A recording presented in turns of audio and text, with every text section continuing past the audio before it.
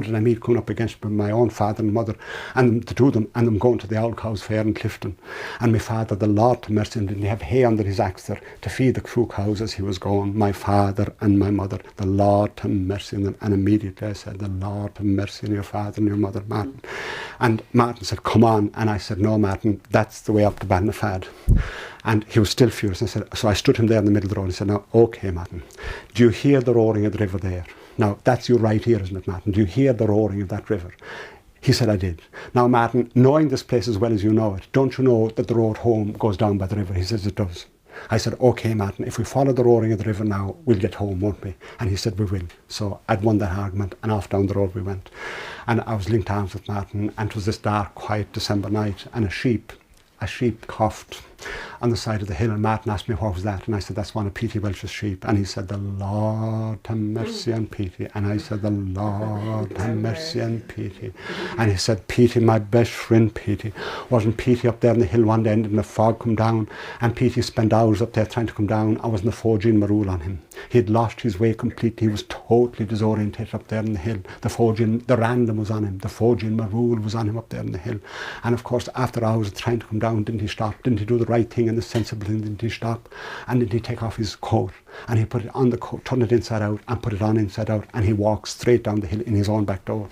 And I said to Martin, well, Martin, God bless you now, but Martin, even if we take off our nature and turns it inside out and put it back on us, I don't think we're going to get home the way we're going this evening. So anyway, we went off down the road. And I would notice, I'd often noticed that Martin at times, when he had a lot of drink in, that he would be sober for a couple of minutes, and then he would sink back in again. He would collapse back in again into total stupefaction and drunkenness. But then he would emerge again for a few minutes, and he'd be quite alert and quite sober. So that was the way it was between going down the road. And I was just almost manhandling him home at this stage, and a salmon jumped right beside us, and he asked me what that was. And again, there was a whole history of salmon in Ballyhinch River. I said, that's a salmon, Martin, jumping there in beat number 4.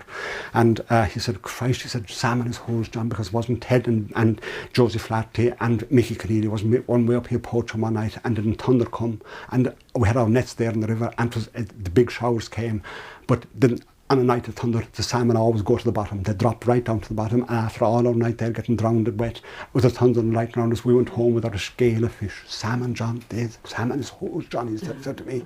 So anyway, we kept going, and we're again going down the road, and we coming now, I felt we were rising a little bit, and I knew now in the darkness, even though it was dark, I knew that this is Coughlin's Quarry, somewhere around Coughlin's Quarry. And Martin then, as we climbed that little stretch of the road, Martin asked me, where are we? And I said, Martin, we're at Coughlin's Quarry. And he said, how do you know? And I said, Martin, I know by the kind of rise in the road, or I have a general sense, I have a sense of where it's. John, he said, where are we? And at this stage, Martin didn't quite know, he was talking to John, but I knew now that Martin was really confused. Poor Martin didn't know where he was, and I had pity for him. So I said, Martin, okay, Martin, I'll tell you where. Will you stand there now for a minute? I'm holding you. You won't fall. You'll be fine, Martin. Do you hear that near roaring in the river now, Martin? Do you hear that near roaring? And he said, I do. Now, Martin, that's that nearest roaring. That's the roaring at the eel wire. And I said, just below that now, do you hear another roaring, a roaring further off? He said, I do. And I said, that's the roaring below Ted's place. Yeah, he said, the roaring at Ted's place. Now I said, below Ted's place is Lynn's place, and below Lynn's place is my place, and round the corner from my place is Petey Welch's place, and up the body from Petey Welch's place is your place. And he said, John, you have me mesmerised with places. Where are we? So I'd lost that one now. So I put him standing there in the middle of the road. Telling Martin where he was in terms of his whereabouts was making no sense to Martin. So I stood him there in the middle of the road and I said, Martin, God bless you now, you're all right, you won't fall. Stand there now in the middle of the road and keep looking ahead of you. Look straight there in front of you and you'll see the rock wall, you'll see the quarry wall there. So I stood Martin in the middle of the road, this little man, that could be so tempestuous at times. I put him there in the middle of the road. There you are now, Martin, keep looking. And Martin put his hands on his knees and he was looking and looking and looking, and I didn't know whether it was hallucinating he was, or whether he'd fallen asleep, or whether he was somnambulating, or what he was doing. But Martin was there in the middle of the road and I was behind him trying to make sure that he didn't fall. And after a while, I didn't know what was going on. I didn't know whether he'd fallen asleep in me, like the way the horse falls asleep in the middle of the road. But Martin was there. But after a while, anyway, there was life in him. He said, John! And I said, yes, Martin, I'm here behind you. You're fine. John! Are you there, John? I said, I am, Martin, I'm there. Oh, John. Oh, sure I know well where we're now, John. I know well where we're now, John. But where the fuck are we?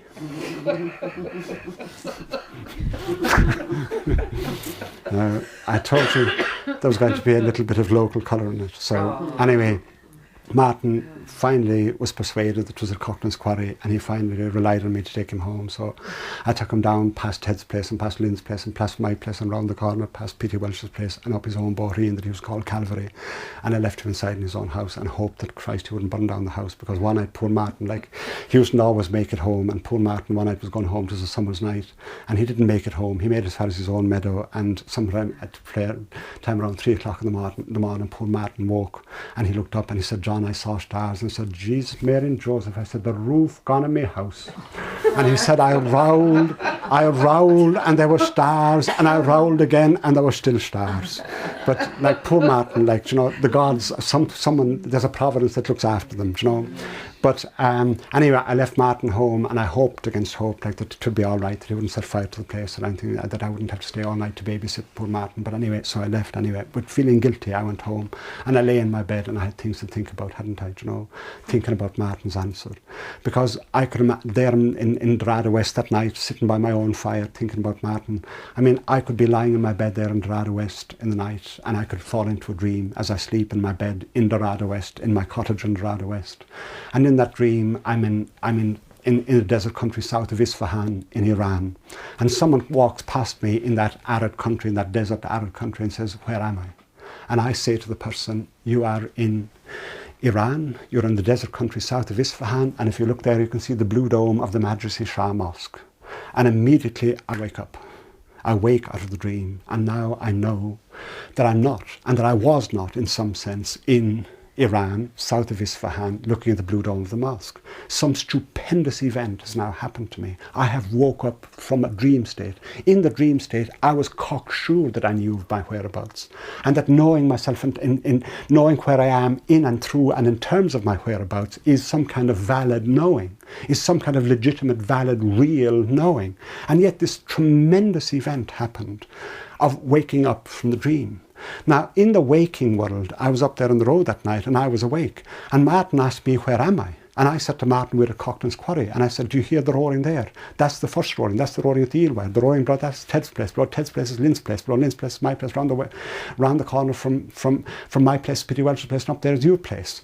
Now, isn't just as my knowing and my cocksureness in the dream was vulnerable to a stupendous event, the stupendous event, namely, of waking up from dreaming, mustn't I also, or can't I also, or shouldn't I also assume that that there's another stupendous event, that my waking cocksureness, that too is vulnerable to a stupendous experience, the experience not of waking up from dreaming, but of waking up from waking. We assume, in other words, that waking is in some sense criterion, that waking is somehow an ultimate how. It is an ultimate condition, and wherever we go, we will judge all experience in and through the realities and the verities and the veracities, that we might call them, of waking awareness. We won't in the West generally accept that there is this condition of waking up from waking, but in the East they're quite open to it and quite happy about it. And it seems to me that Christianity at some stage in its growing will maybe open up its doors to this Hindu view or this Buddhist view, that I can talk, say, imagine it, put it like this: there's a window, there's my living room and there's a window, and I'm looking out through my window and I see an outside. Now, there are blinds in the window, and I can draw the blinds, and when I draw the blinds, I don't see the outside. So there's the window, and there is the blinds. There are the blinds. Now, I will sometimes, my belief about my waking awareness, my waking psyche, is that it is a window, in a sense, and that it puts me in touch, it puts my inside in touch with the outside. It is a transparence. You know, that psyche is a kind of transparence, like the window, so that it enables an inside to be in touch with an outside. Now, Hindus would say, in their diagnosis, all religions will accept